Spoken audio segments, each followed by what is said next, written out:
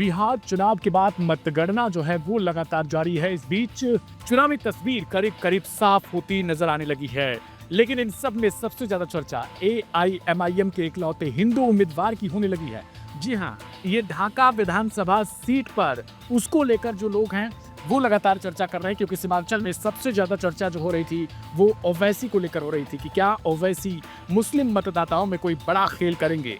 लेकिन आपको बता दें कि नतीजे करीब करीब जब साफ होने लगे तो ओवैसी की पार्टी AIMIM को बड़ा झटका लग गया है, क्योंकि AIMIM के हिंदू उम्मीदवार राणा रंजीत इस चुनाव में बुरी तरीके से हार गए हैं। राणा रंजीत को सिर्फ 800 के आसपास ही वोट मिलते हुए दिखाई दिए, और वह भी 50,000 वोटों के भारी अंतर से जो आखिरी स्थान है उस पर बने रहे।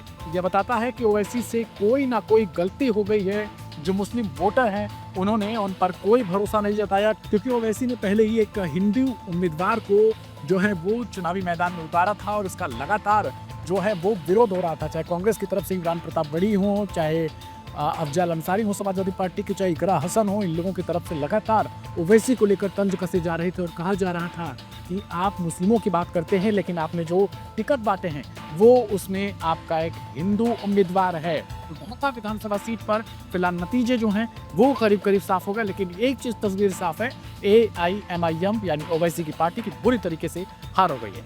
लेकिन सभी प्रत्याशियों में सबसे खराब प्रदर्शन जो है वो AIMIM के इकलौते हिंदू उम्मीदवार राणा रंजीत का रहा, जो भारी अंतर से हारकर चुनाव में पूरी तरीके से बाहर हो गए। ढाका सीट का नतीजा साफ संकेत देता है कि AIMIM की रणनीति पूरी तरीके से फेल हुई है। पार्टी का हिंदू उम्मीदवार मैदान में बिल्कुल भी पकड़ नहीं बना पाया और चुनाव आखिरकार हार गया। देखिए, मैं आज से कोई नहीं, मेरे दो बयान है, कहिए तो मैं आपको दिखा दूं। 3 महीने पहले और 10 अक्टूबर को फिर दोबारा मैंने इस बात को कहा था कि ये चुनाव हाईजैक हो चुका है, अब इस चुनाव का कोई मतलब नहीं है।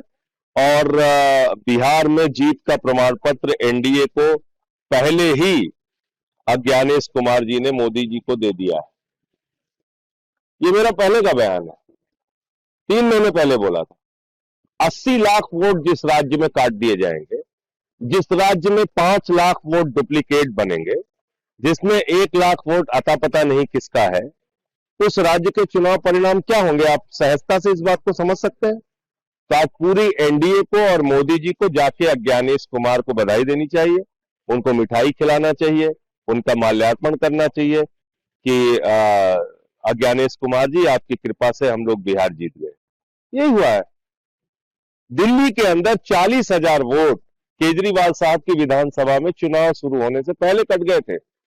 दिल्ली के अंदर हमने मंत्रियों के घरों में जहां 3 वोट थे वहां 33 वोट पकड़ा, 25 वोट पकड़ा, 26 वोट, 15 वोट, 22 वोट, ऐसे ऐसे वोट बनवाए गए थे। जब अलग अलग राज्यों के लोग जाके दूसरे राज्यों में वोट दे रहे हैं तो क्या चुनाव हो रहा है? क्या चुनाव है ये? तो इसलिए ये तो पहले से ही घोषित परिणाम था। आज उसका इंतजार कर रहे थे हम लोग कि 14 तारीख कब आएगी और कब ये सब चीजें हम लोग देखेंगे, लेकिन बोल मैंने पहले दिया था। इंडिया गठबंधन का काम आगे मिलकर चुनाव लड़ने तो क्या कर? नहीं, देखिए, अब हम उस गठबंधन का हिस्सा नहीं है तो उसपे अब ये सारी बातें करने का कोई अर्थ नहीं है। हम 83 सीटों पे वहां चुनाव लड़े, उसके प्रचार के लिए भी गया और मैंने कहा भी था कि हम प्रचार के लिए जा रहे हैं, लेकिन ज्ञानेश कुमार ने जीत का प्रमाण पत्र मोदी जी को पहले ही दे दिया है। ये मेरा आज का बयान नहीं। हाँ, राजद के एक नेता सुनील सिंह, उन्होंने मतगणना से पहले बताया कि अगर हम लोग हारते हैं तो जैसे नेपाल, बांग्लादेश और श्रीलंका की सड़कों पर देश देखे गए थे वो नहीं, इस प्रकार के बयान का मैं समर्थन नहीं करता। देखिए, ऐसा है, देश सर्वोपरि है। हम जो लड़ेंगे वो लोकतांत्रिक तरीके से लड़ेंगे। हम यहाँ कोई देश को तोड़ने की गतिविधि पैदा करें देश के अंदर, तो वो चीज ठीक नहीं है। हाँ, ये है कि कहीं अगर चुनाव में गड़बड़ी हो रही है उस पर हम आवाज उठाएं, लड़ाई लड़े, वो तो ठीक बात है, लेकिन हम यहाँ इसको बांग्लादेश बना देंगे और नेपाल बना देंगे, इसलिए थोड़ी हम पैदा हुए हैं। पवन खेड़ा, कांग्रेस के पवन खेड़ा ने एक सवाल पैदा किया है कि 2,900 किलोग्राम की विस्फोटक सामग्री फरीदाबाद कैसे पहुंची, एक सवाल उठाया उन्होंने। देखिए, ये सारी बातें तो बिल्कुल जायज हैं कि एक तरफ प्रधानमंत्री जी और पूरी की पूरी बीजेपी दावा करती है कि उन्होंने आतंकवाद खत्म कर दिया, वो देश के ऊपर कोई भी आतंकवादी हमला वो युद्ध माना जाएगा, ये सारे बयान तो मोदी जी के हैं। तो अब तो उन्होंने जाके लाल किला जो देश का गौरव है वहां पे ब्लास्ट कर दिया। जैसे मोहम्मद का नाम आ रहा है जो पाकिस्तान का आतंकवादी संगठन है।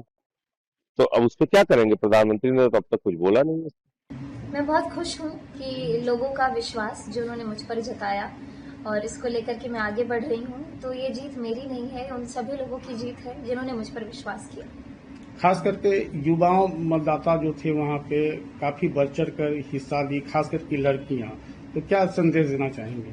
ये बिल्कुल एक समाज में एक ऐसा चेंज जो माननीय मुख्यमंत्री जी बिहार में जो लेकर के आए, लड़कियों को सेफ महसूस कराना और लड़कियों को जो रिप्रेजेंटेशन मिलना चाहिए उस चीज़ को लेकर के, मतलब महिलाओं के लिए जो उन्होंने काम किया है, इसने मेरी जर्नी को आसान बनाया। और जितना नरेंद्र मोदी जी को लोग प्यार करते हैं, ये पूरी जर्नी में मुझे बहुत राहत मिली क्योंकि लोगों का विश्वास उन लोगों के साथ है, हमारा एनडीए सरकार के साथ है।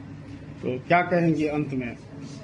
अंत में यही कहना चाहूंगी कि ऐसे ही आशीर्वाद बना रहे, और ये तो मेरी लड़ाई तो अब शुरू होगी। अब तो मेरा काम शुरू होगा कि अगले 5 साल में लोगों की कैसे सेवा करूं और अपने आप को साबित करूं। तो क्या अब सीतानगर बनेगा? सीतानगर तो बनेगा, और सीतानगर बनने के साथ साथ आदर्श के रूप में अलीनगर को बहुत ही ऊपर तक लेकर के जाना है। अच्छा, अपने वोटरों को आप एक गीत के माध्यम से किस तरह धन्यवाद करना चाहेंगे? अपना किशोरी जी के टहल बजे बई हे मिथिले में रह गई, हमरा ने चाही चारों धाम हे मिथिले में रह गई। और इसके साथ एक बधैया गीत सुनाऊंगी।